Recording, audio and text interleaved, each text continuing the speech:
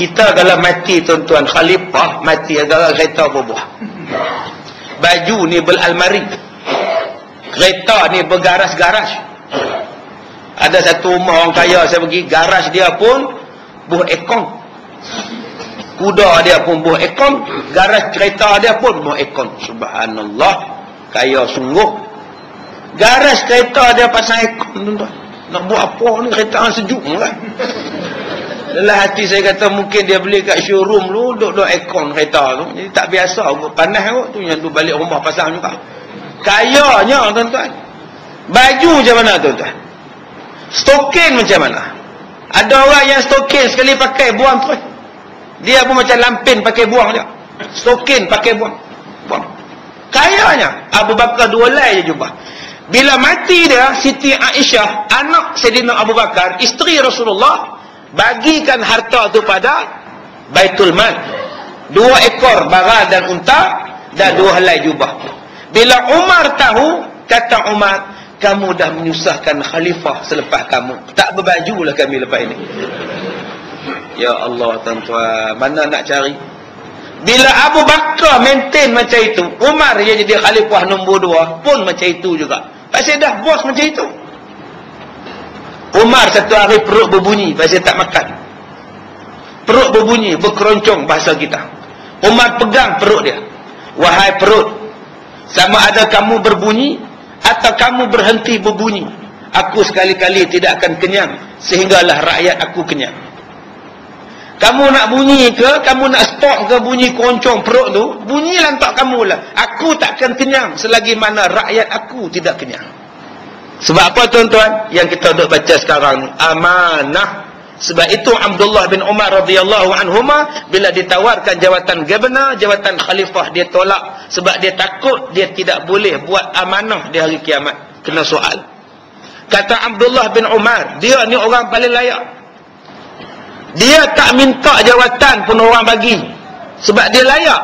Tambah kalau dia minta, lagi orang bagi. Tapi dia minta pun tidak, orang offer pun dia tolak. Sebab dia takut bila dia pegang amanah, dia belot, dia lalai, dia cuai, akhirnya dia kena seksa. Dia tak mau. Kata Abdullah bin Umar, anak Sayyidina Umar, dia kata, biarlah aku mencari syurga dengan jalan yang lain daripada jalan memegang jawatan. Biarlah aku cari syurga dengan cara yang lain, bukan dengan cara pegang jawatan. Kita sekarang berebut nak jawatan. Berebut nak jawatan. Biro pun berebut. Bukan besar pun jawatan biro. Biro pinggan mangkuk, berebutlah ya Allah. Subhanallah. Banyak kecil biro tu pun bergaduh. Perempuan-perempuan, sak letak, sak ambil balik. Sak letak jawatan, sak ambil balik. Ingatlah tuan-tuan, amanah yang Allah Ta'ala bagi pada kita ni bukan saja bagi. Allah akan hisab di hari kiamat. Pada sepotong hadis ini menunjukkan haram membelot dan menyalahi janji. Maka janganlah seseorang itu dibuat berjanji dengan orang, kemudian disalahi janji dengan dia. Dah janji nak kahwin, kahwin. Ini sampai Tok Siak dah mari, Tok Qadhi dah mari, wali dah sampai, saksi dah ada, tak datang-datang pengantin. SMS pun tidak, telefon pun tidak. Sampai ke petang naik Qadhi tunggu. Mana pengantin laki-laki tu Haji? Entahlah, telefon tak dapat-dapat. Ni macam mana ni? Saya tempat lain lagi, melarat nak tunggu. Kalau dia tak nak, cakap tak nak, saya boleh ambil. Baik Qadhi. Slow dia cakap tuan-tuan. Kalau tak nak cakap lah, saya boleh ambil, kesian. Ni insan yang lemah ni, saya kena tolong. Oi, sebab tu cepat je tolong dia. Tuan-tuan, dosa menyalahi janji. Sebab tu kalau dah tunang, tunang. Kalau tak mau, cakap tak mau. Boleh dia cari orang lain. Dan bila dah berjanji, janganlah kahwin dengan orang lain. Melainkan putuskan dulu perjanjian. Ni tidak, kita pergi minang orang yang dah bertunang. Berkahwin dengan orang yang bertunang sah, tapi haram. Anak pakcik dah bertunang? Ya. Dengan siapa? Oh, dengan Sidik Segaraga. Berapa antaranya pakcik? 10,000. Wow. Saya offer 20,000. Wow. Dah tuan-tuan. Sekarang pakcik terima saya 20,000 lebih daripada yang sana. Sekarang pakcik fikir, nak 20 atau 10? Kalau pakcik tak cukup, saya tambah lagi. Okeylah, kira-kira jadilah. Nanti pakcik pandai-pandai lah cakap belah sana. Hukum dia sah perkahwinan itu, tetapi haram sebab mungkir janji. Putuskan elok-elok. Minta maaf, pertunangan ni diputuskan sebab anak saya tak suka. Sebab apa tak suka? Tak tahulah, tanyalah dia sendiri. Saya tak boleh paksa anak dara saya. Ini tidak. Bagi tahu pun tidak, apa pun tidak. Masak dah siap, kemah dah pasang, tetamu dah hadir, jemputan dah sampai. Mak anda duduk tunggu lama lah. Tiba-tiba tak cakap. Tunggulah tuan-tuan. Apa akan jadi pada kita? Nabi kata, siapa buat jahat pada isteri orang, orang akan buat jahat pada isteri dia. Siapa yang buat jahat pada anak dara orang, orang akan buat jahat pada anak dara dia. Oh, kalau gitu Ustaz, tak apa saya Ustaz, saya tak ada anak dara, selamat. Jangan kata macam tu. Orang tak buat ke anak dara, pasal hang tak ada anak dara, nanti anak hang kahwinnya lelaki-lelaki dapat cucu hang perempuan juga. Tak apa, saya nak pakai dengan anak saya supaya dapat anak jantan semua. Murah ya amat. Mesti Allah balas punya. Sebab tu kita jangan mengorak isteri orang, nanti isteri kita orang mengorak, Allah balas. Jangan dia buat naya pada anak dara orang, nanti kita ada anak dara, orang buat naya macam tu juga. Hati-hati tuan-tuan. Pernah berlaku pada seorang raja. Bila dia dengar hadis tu, dia panggil inang. Inang kamu bawa puteri beta keliling kampung, keliling desa dan bandar. Kalau ada orang nak pegang, kalau ada orang nak sentuh, jangan larang, biarkan. Maka inang tadi bawa lah puteri raja ni berjalan, masuk market, keluar supermarket, masuk pasar raya, keluar pasar raya Giant, jalan semua. Sampailah nak balik ke istana, tak ada siapa pegang puteri raja ni, mengorak pun tidak, sentuh pun tidak, melainkan depan pintu istana datang seorang laki-laki, terlepas anak dia, cium anak dia. Anak dia terkejut, inang pun terkejut, lepas cium lari. Dia masuk jumpa dengan raja. Raja tanya, wahai inang, ada apa-apa jadi pada anak saya sepanjang perjalanan kamu? Ampun tuanku, beribu-ribu ampun. Adapun anak tuanku patut dah bawa satu negeri dan kota. Tiada siapa yang mengacaunya, melainkan depan istana raja tuanku. Apa dia buat? Datang seorang laki-laki, cium anak tuanku. Kata raja tu, betul, dulu aku pernah cium anak orang. Dia nak tengok hadis ni betul tak betul. Jadi sungguh tuan-tuan. Sebab tu kita jaga-jaga. Kita mungkir janji dengan orang, orang juga akan mungkir janji pada kita. Maka janganlah seseorang itu dibuat berjanji dengan orang, kemudian disalahi janji. Maka yang demikian itu berdosa dan dijadikan di hari kiamat. Siapa-siapa yang memegang janji, yang memegang amanah, belot, menyalahi janji, akan ada satu tanda yang masyhur akan dirinya, akan orang yang belok dan menyalahi janji, iaitu dipacakkan bendera di pungkoknya. Dalam bahasa tuan-tuan, punggunglah atas kadar besar patut sebanyak mana belok orang yang menyalahi dan berbohongnya itu. Kalau dah menghadap Allah dengan keadaan bendera di punggung, agak-agaklah tuan-tuan, nak sampai ke mana kita? Kalau dah menghadap Tuhan pun, muka mengheret tanah, hancur muka ni, mengheret tanah, ke mana haluan kita? Kalau dah berjalan, bahu sengit sebelah, ke mana tujuan kita? Tahu dah. Kalau berjalan ni, malaikat masukkan rantai daripada mulut, keluar melalui punggung, dilontar di padang mahsyar. Tahu dah keputusannya di mana. Macam kita lah periksa, tahu dah fail tak fail. Soalan pun tak dijawab, nak lulus apa? Agak-agak lulus tak kamu periksa ni man? Tak tahu lama, tapi semua soalan saya tak jawab. Memang tak lulus lah. Supalah kita pun tak tahulah kita di hari kiamat selamat tak selamat. Tak selamat semayang pun tidak. Semayang nombor satu, imaduddin, tiang agama. Tak semayang nombor satu. Allah mula-mula tengok semayang. Imad tu maknanya tiang. Sebab tu ada seorang penyanyi Arab nama dia Imad. Lepas tu dia menyanyi keras, tiang duduk dia. Nombor satu ialah tiang. Nombor satu punya soalan tiang. Apa dia tiangnya? Solat. Kalau Allah tengok solat, kenapa tuan-tuan tak tengok solat sebagai nombor satu? Allah di hari kiamat tengok semayang nombor satu. Tuan-tuan kita di dunia ni, kenapa tak tengok semayang sebagai nombor satu? Pilih menantu, tengoklah semayangnya. Allah tengok semayang, kita tak tengok pasal apa. Kita duk intai tingkat nakur tu, kereta apa dia pakai. Allah tak suruh intai kereta. Kereta boleh disewa. Semayang tak boleh sewa. Kaya macam mana pun tak boleh sewa semayang. Ni tolong semayang untuk saya malas semayang bagi duit. Tak boleh. Cuba pilih menantu yang semayang. Baiklah anak kita. Baiklah anak. Ni semayang pun tidak, kejap tak buat. Macam biskut je. Cuba pilih isteri semayang. Baiklah rumah tangga. Pilih suami semayang. Baiklah, bahagialah. Nombor satu semayang.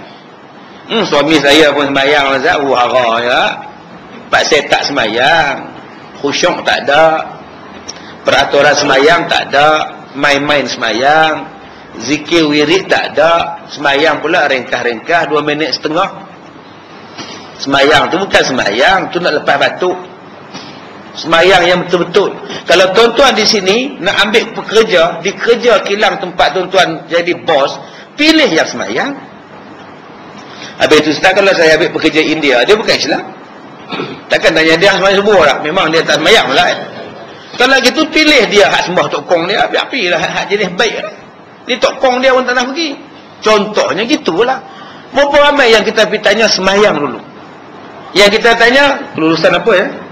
Yang mula yang itu. Sedangkan Nabi mula-mula tengok yang semayang. Allah mula-mula tengok semayang. Tuan-tuan nak beli mi, nak makan mi Bandung, mi kari, mi sup. Cuba tengok tuan yang menyediakan mi itu. Semayang tak? Asal itu semayang. Tengok orang semayang, tak pernah dia semayang, tetapi beli siapa?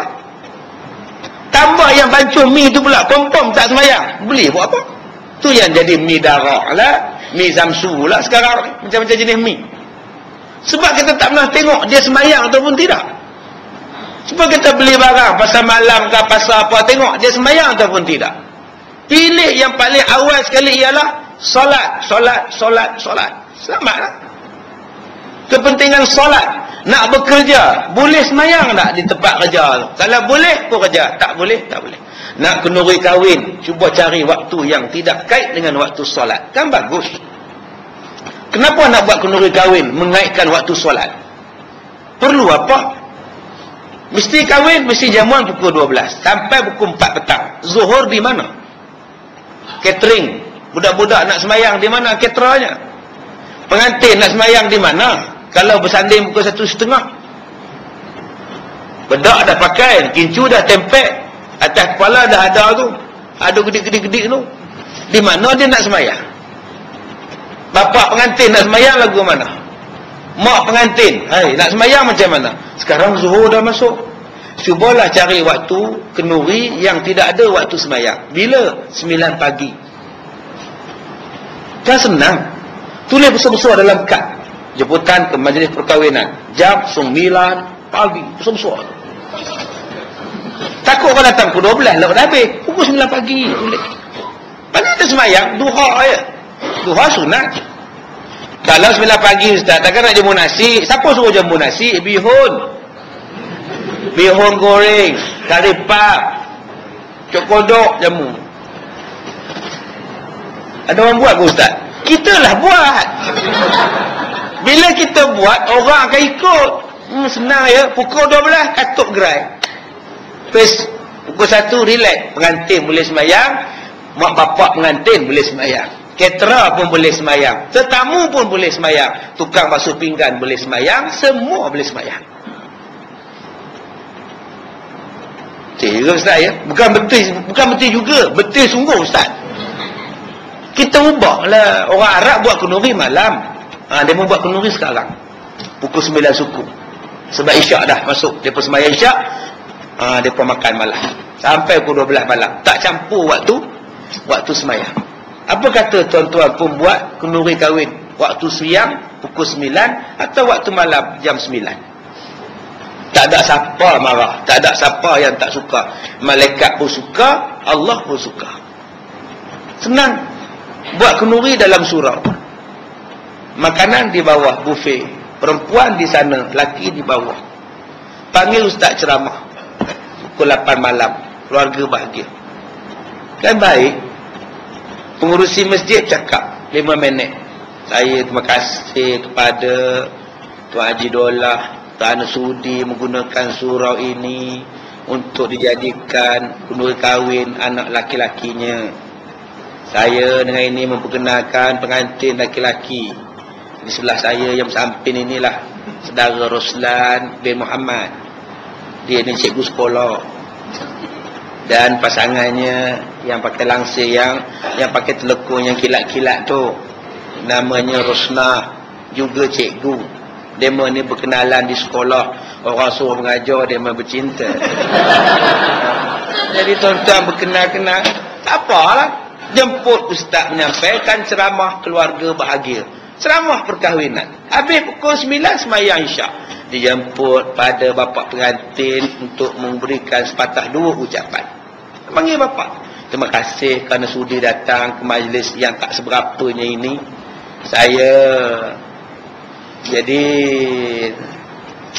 Jadi saya pun tak tahu nak kata apa. Jadi tu 4 harakat. Jadi saya pun tak tahu nak kata apa sebab saya pun jarang main masjid ni kan. Saya ni waktu kenduri baru nampak muka kan. Jemput makan. Kalau tuan-tuan nak lagi selamat, tuan-tuan tak nasi bungkus ya. Air mineral 1, nasi bungkus 1. Sila tuan-tuan ambil seorang 1 nah. Jangan ambil 2 pun tak cukup, ambil seorang 1. Dah makan di rumah masing-masing. Pinggan tak payah basuh, tok siap pun tak teruk nak basuh susun meja semua. Sempoi tuan-tuan. Berapa belanja Tuan Haji semalam kenduri? 700 je. Kan jimat, kemah tak payah sewa, langsir tak pernah sewa, langsiang tak pernah sewa. Untungnya. Relax tuan-tuan. Itu ustaz pengantin tu tak ceria lah ustaz. Tak ada ambil gambar-gambar. Ambil gambar di rumah. Pakai samping songkit di rumah. Pakai baju Melayu pun ambil gambar atas katil tu. Nak kimono, Ciong Sam pakai lah. Ya, kadang-kadang malam pengantin tu dia buat baju saja 14 lek. Macam cerita sanggam je. Kita ingat cerita sanggam tu tahun 61. Ya, sak keluar pakai baju lain, sak keluar pakai baju lain. Mere Julia lagu tu. Tak apa. Ambil lah gambar atas katil tu tanpa marah. Adik ambil gambar perak-perak jadi juru kamera, ambil lah. Suami nak dukung isteri, dukung lah. Isteri nak dukung suami, dukung lah. Tak apa. Senangnya, yang penting kita jaga semayang. Main bola waktu yang tak ada semayang kan senang. Kenapa perlu main bola pukul 8.30 malam? Isyak tu ada, berapa ramai tak ada semayang? Mainlah bola waktu tak ada semayang. Bila? 7.30 pagi, 8 pagi. Habis main pukul 10. Bukannya panas lagi. Dan jimat tidak payah pakai lampu. Sekarang ni stadium semua kosong. Stadium Selayang kosong, MPPJ kosong, Shah Alam kosong, Perak lagi kosong. Duk kalah saya. Orang tak main lah. Pasang lampu pun tak boleh balik modal. Pasang lampu limpah tak boleh balik modal. Ambil waktu yang lampu original daripada Allah. Nama lampu tu matahari. Main waktu pagi. Orang tak ada pun tak apa. Pasal jimat lampu tak